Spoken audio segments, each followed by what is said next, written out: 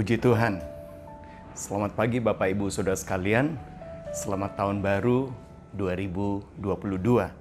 Kita bersyukur kalau kita boleh ada sebagaimana kita ada sekarang, itu hanya karena karunia Tuhan saja buat kehidupan kita.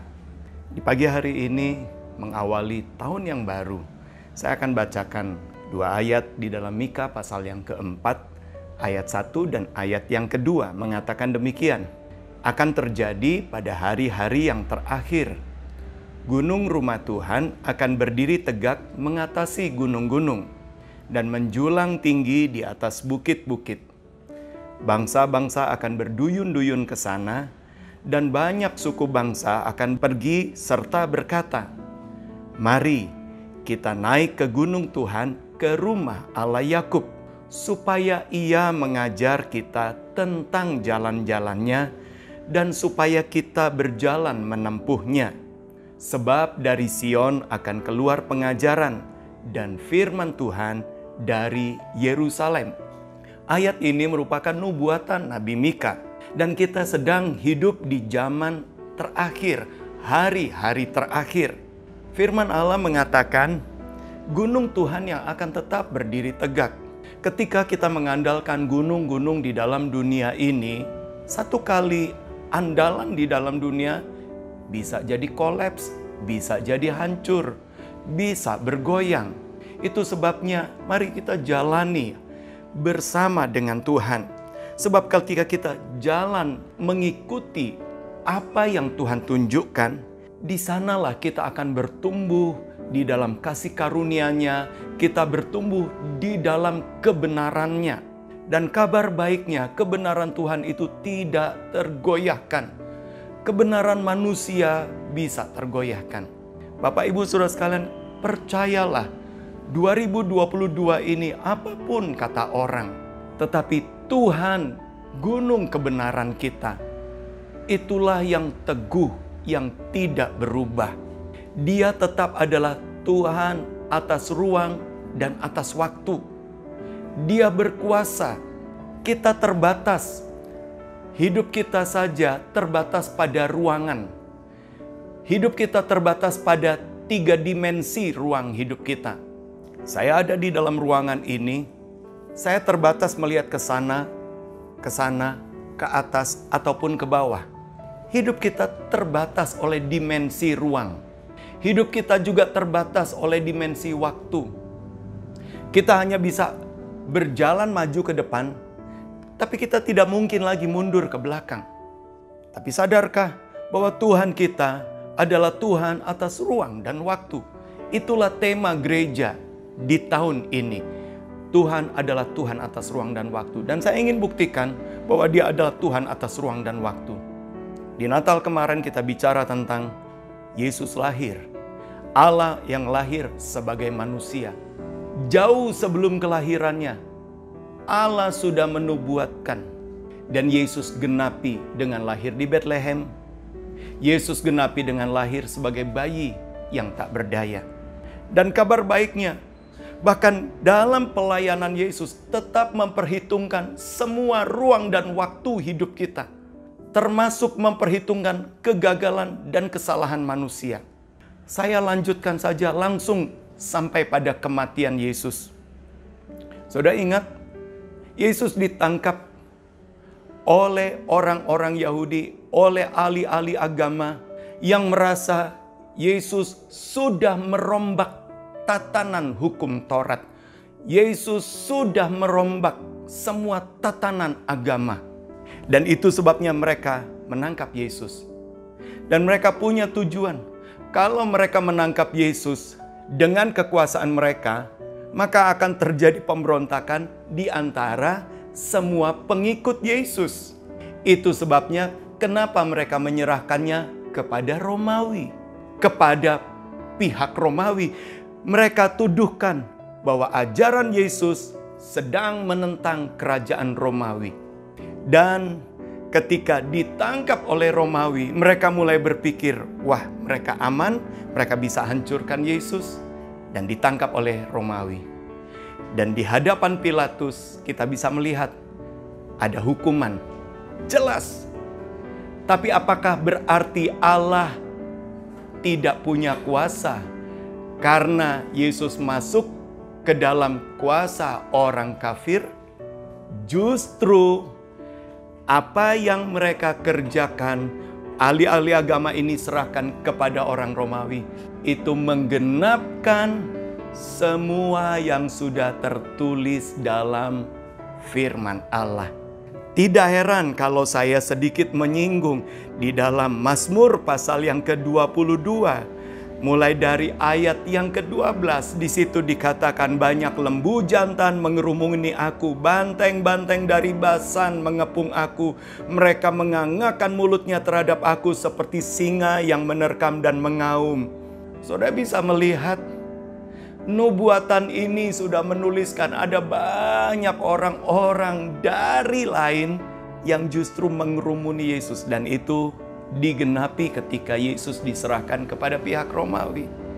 Kalau hukum di dalam firman Allah, hukumnya dirajam batu. Tidak ada hukum penyalipan.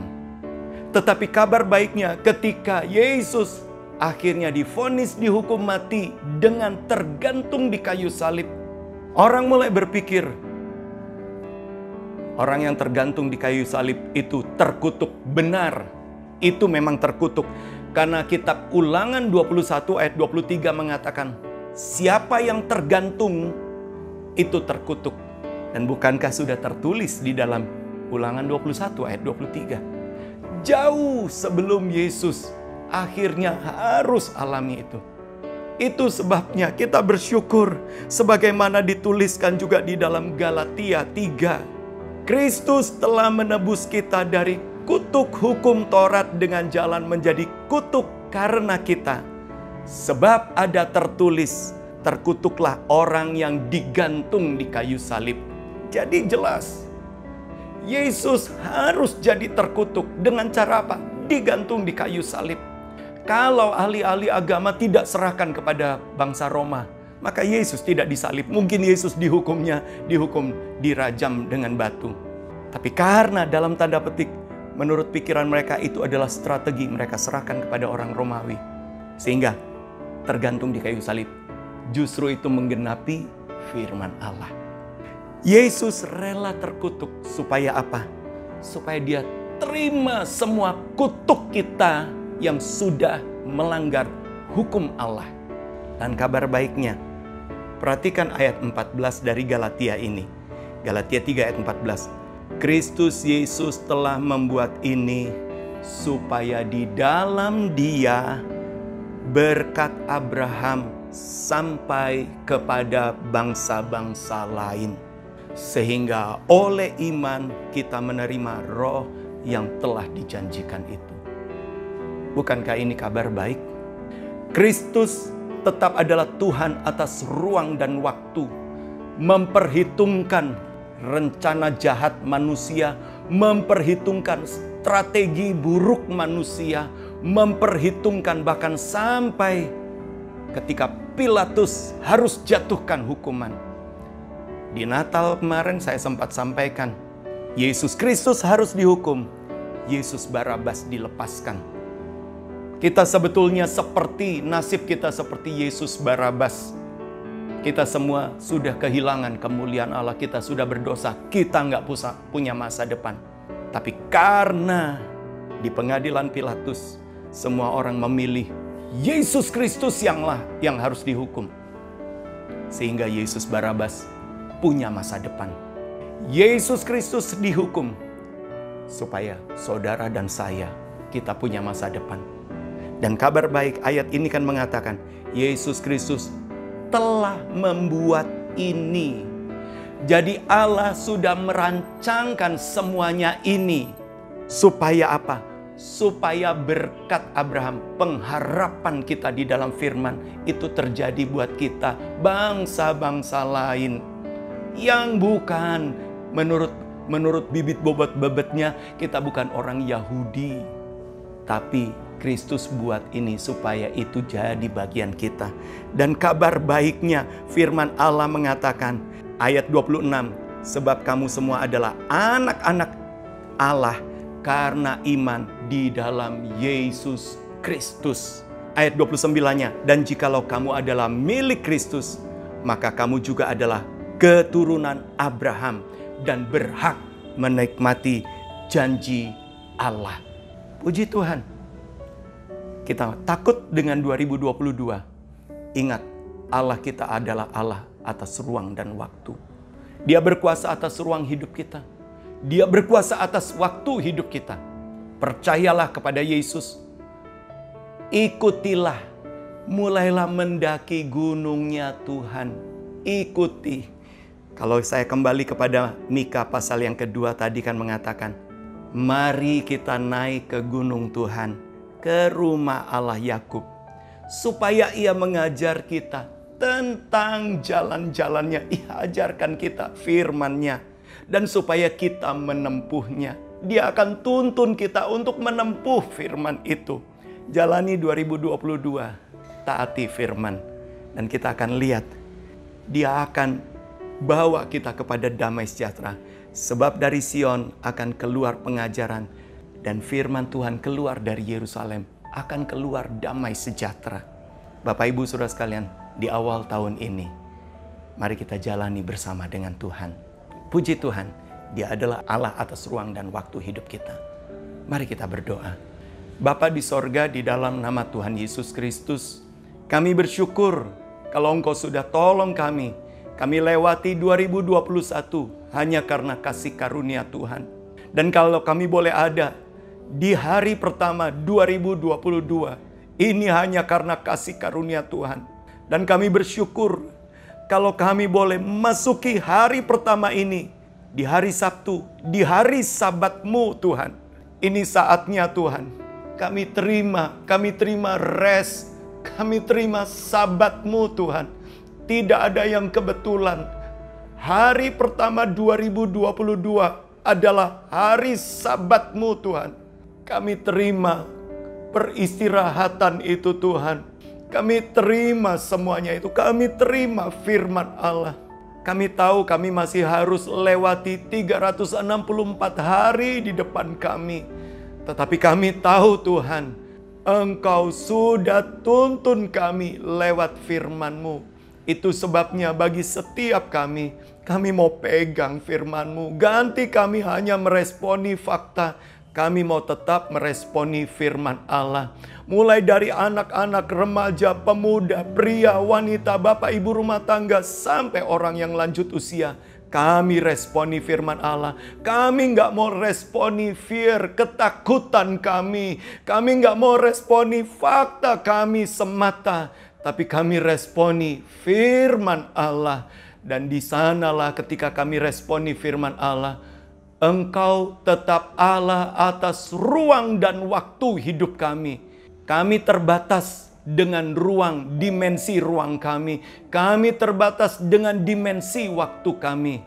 Tapi kami tahu kami punya Allah yang tidak terbatas dengan dimensi ruang dan waktu. Itulah yang memimpin hidup kami.